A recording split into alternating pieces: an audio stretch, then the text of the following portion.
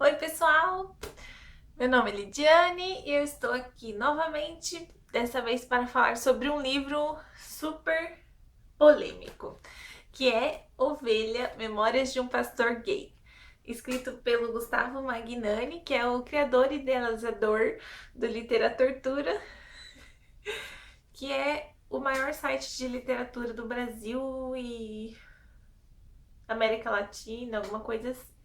Se você ainda não conhece o site do Literatura, vou deixar o link ali na descrição do vídeo. E vamos ao livro. Esse livro foi lançado, se não me engano, no mês passado.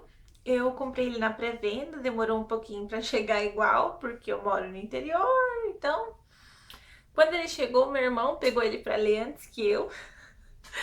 Ele demorou um pouco e eu peguei dele, então ele tá quase acabando. E depois de gravar esse vídeo eu vou devolver o livro para ele. Mas enfim, então assim, é difícil de, para mim, pelo menos, fazer uma resenha desse livro, porque quando eu terminei de ler, eu pensei, cara, que sensacional. E eu não sabia exatamente por onde começar, o que dizer. E eu procurei algumas outras resenhas, se já tinha e tal. E foi engraçado porque algumas pessoas davam a nota mínima, outras pessoas davam a nota máxima e opiniões muito diferentes. Então, assim, Memórias de um Pastor Ovelha, Memórias de um Pastor Gay, é um pastor gay. Ele está muito doente e ele resolve escrever as memórias dele para que, após a morte dele, possível morte dele, a sociedade finalmente fique sabendo. Na verdade, ele nem espera, talvez, a sociedade, mas pelo menos o pastor, ele tem, digamos, alguém que ensinou a ele, né? Alguém em quem ele se inspirou, que é esse pastor. Então ele gostaria que esse pastor soubesse e que a mulher dele também soubesse. Mas o livro inteiro ele se direciona para o Senhor. Ele foi educado pela mãe dele, e a mãe dele era muito religiosa, severa, inclusive, e queria muito que ele sempre estivesse na igreja e proibia muitas coisas, e ele ser gay era uma das coisas que ela proibia. Então ele cresceu nesse ambiente, né, sempre indo na igreja, e desde criança ele já era preparado para ser pastor. E ele sempre escondeu o fato dele ser gay. Então vai contar as descobertas dele, assim, quando ele percebeu para si mesmo, né, que era isso, né? Ele não podia fazer nada. E vai contar a revolta dele durante a vida, ele tentando não ser gay, ele tentando achar a cura para essa doença. Vai mostrar a desistência dele, né, nesse assunto. Então ele prefere viver com amantes às escondidas e a sociedade achando que ele é hétero, enfim, para manter esse status de pastor e de pessoa que segue todas as normas que ele mesmo prega, né? Então ele encontra uma esposa e ele tem 2 filhos, e tanto a esposa quanto os filhos dele gostam muito dele. Aparentemente ele tem o lar perfeito, ele não tem problemas internos, não tem problemas emocionais, mas daí ele descobre essa doença e ele tá internado e não tem muitas chances de recuperação, e ele resolve escrever essas memórias. A estrutura do livro eu não li outras memórias além das memórias póstumas de Brás Cubas para poder dizer como são as outras, né? Então, assim, a estrutura é parecida com Memórias Póstumas porque são capítulos curtos. Ele conversa, né? Ele intervém na história dele mesmo, comentando sobre o que ele está escrevendo, sobre o que ele já escreveu, alguma coisa assim. No meio do livro tem algumas passagens bíblicas que são parafraseadas, parodiadas, não sei. E fica um pouco engraçado até. Outra coisa assim, tem bastante palavrão e eu não sei se seria possível contar de outra forma. Quando ele resolve escrever é como um desabafo, então a linguagem é bem direta e quando ele vai descrever algumas cenas, tem cenas de sexo, inclusive. Tem alguns outros personagens que aparecem, né? Outros gays que também ele vai ter uma outra visão, né? De gays que se assumiram, enfim. E ao longo do livro ele também quer contar para a mãe dele, porque, enfim, a mãe dele é a pessoa que, apesar dele culpar e talvez detestar, ele gosta.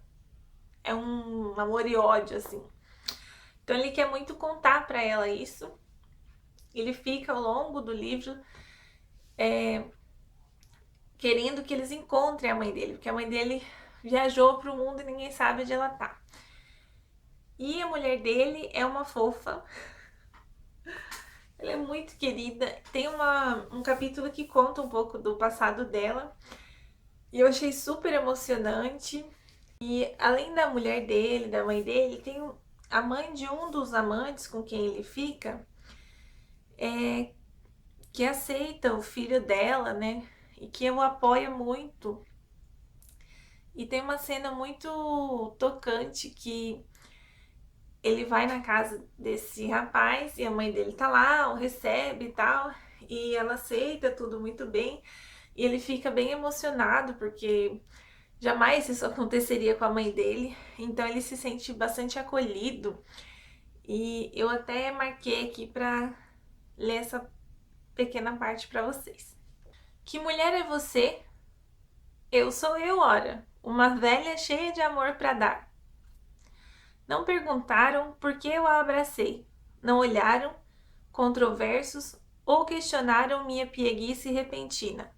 Riram apenas, de modo que ri também, o nariz coçando com uma emoção pouco vista e sentida em minha vida. Não motivada pelo Deus maior, mas pelo humano menor, em barreiras, ordens e tabus. A mãe havia preparado risoto de camarão, e mesmo sem fome eu jamais negaria o convite. À mesa, enquanto aguardava eles servirem, pude reparar na beleza da casa, nunca pesada, sempre leve, de cor branda e móveis acolhedores. Os quadros eram objetos mais chamativos, coloridos de uma tonalidade calma, pacífica, sem jamais agredir os olhos do apreciador. Os pratos, quadrados, contrariavam minha lógica de comer em recipientes redondos e mostravam que ali até um pouco de quadradismo era bem-vindo. Sentia-me em casa. Ao experimentar o risoto, tive a sensação que tivera no dia anterior, no quarto e mais cedo, lá embaixo. Não era para mim. Indigno de tanto prazer. Não só a comida divinizava o paladar, o ambiente prestava serviço a tudo, aos risos, aos alimentos, ao prazer. Então é ele narrando a história dele, e essa parte e várias outras refletem muito essa controvérsia que é a vida dele, né? De não saber se ele finalmente se libertava ou se ele ficava preso para sempre. No final do livro, o último capítulo, tem... Não sei se é spoiler. Eu acho que é. Mas eu gostei muito do último capítulo. Eu achei que fechou com chave de ouro. Ficou... assim, expressou tudo muito bem. Gente, eu vou colocar os minutos aqui. E daí, se você não quiser saber, vai para esse minuto aí que eu vou colocar, tá? Então, o último capítulo, ele vai escrever um sermão que ele gostaria de ter dado na igreja, mas que ele nunca deu, obviamente. Que é um sermão que fala sobre essa burrice de não considerar os homossexuais e considerar todo o resto como, não sei, assim, por que demonizar os homossexuais?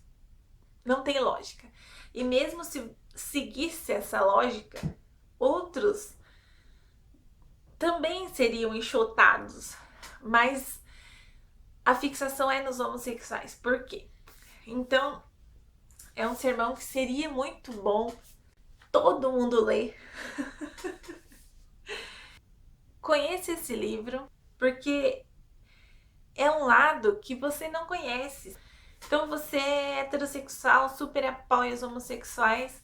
Leia esse livro para abrir mais ainda o teu horizonte, para você ter uma noção maior dessa vida que eles precisam escolher, se esconder ou ser livre e enfrentar as dores do mundo. Ou se você é homossexual, para você ter um personagem que talvez você consiga se identificar, quem sabe. Se você é super careta, se você acha que homossexual é coisa do demo também, leia esse livro. Pode ser que você reforce a tua ideia ou pode ser que você finalmente abra a tua cabeça. Vai saber. Espero muito que seja a segunda opção. Enfim, esse é o livro. Espero muito que vocês tenham a oportunidade de ler. O Gustavo Magnani, ele está sendo o meu tutor literário, então eu estava super ansiosa para ler o livro.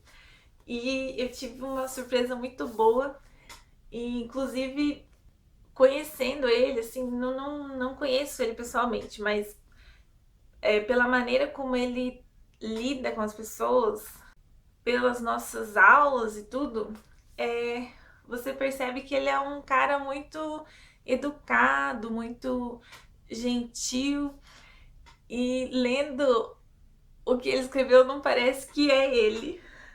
Então isso é muito sensacional, porque a intenção não é que seja ele, que seja o personagem.